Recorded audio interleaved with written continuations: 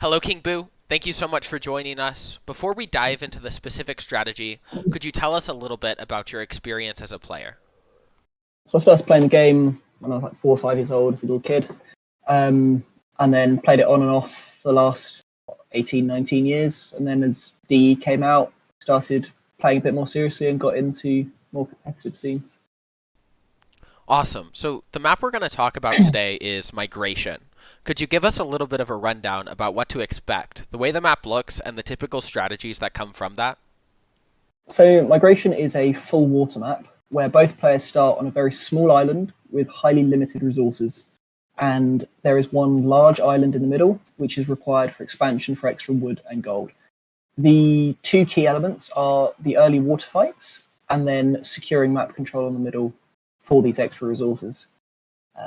As a result, you tend to play one of two strategies, which is fast feudal into heavy water play, or a heavier fish boom into a fast castle, then water play. And both of them in early to mid castle age, you start migrating to the middle island in order to secure these extra resources. With that in mind, sorry, go ahead. One of the key things is there's a lack of food on your starting island.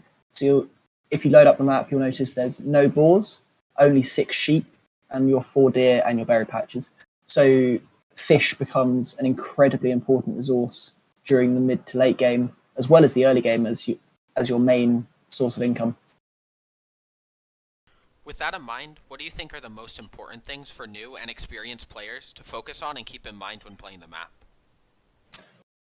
So early on, the most important thing is to secure a portion of water control. Because if you lose water and you haven't moved off your starting island, the game's over. Your wood lines get ranged, can't make boats, that's it.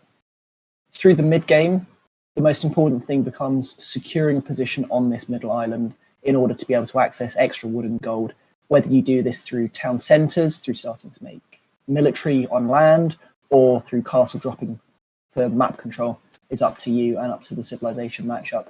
But gaining that position is incredibly important.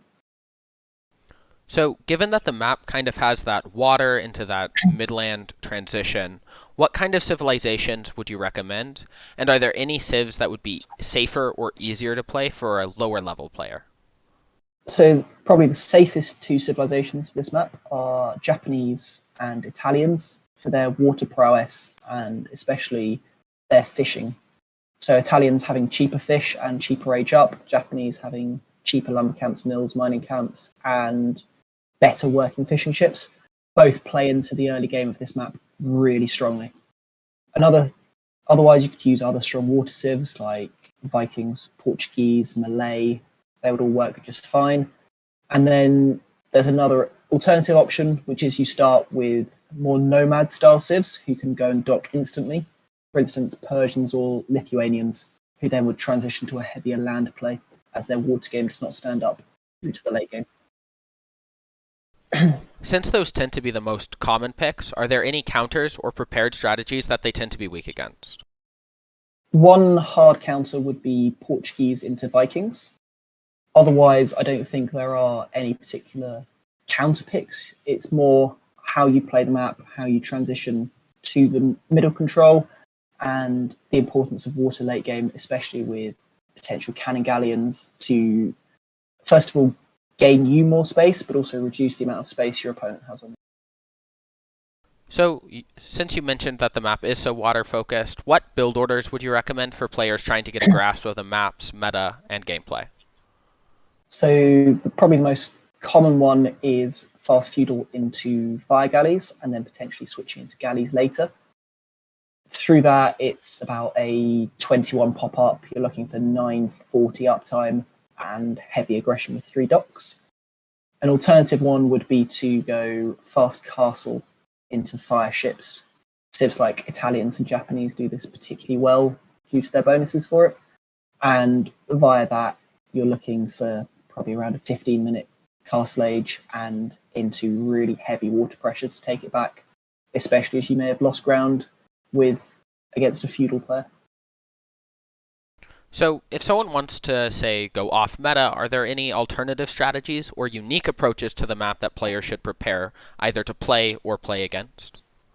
The one very unique approach would be to pick Sicilians for their new transport being free and instantly trained in Dark Age. So you can use that to do an island style landing, which would be very off meta, or you could use it to try and control the middle from the very beginning of the game and give up a little bit of water power in order to do that and see if you can get a payoff.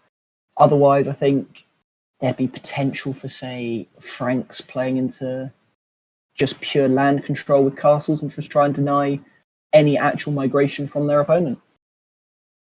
Awesome. Thank you so much. No problem.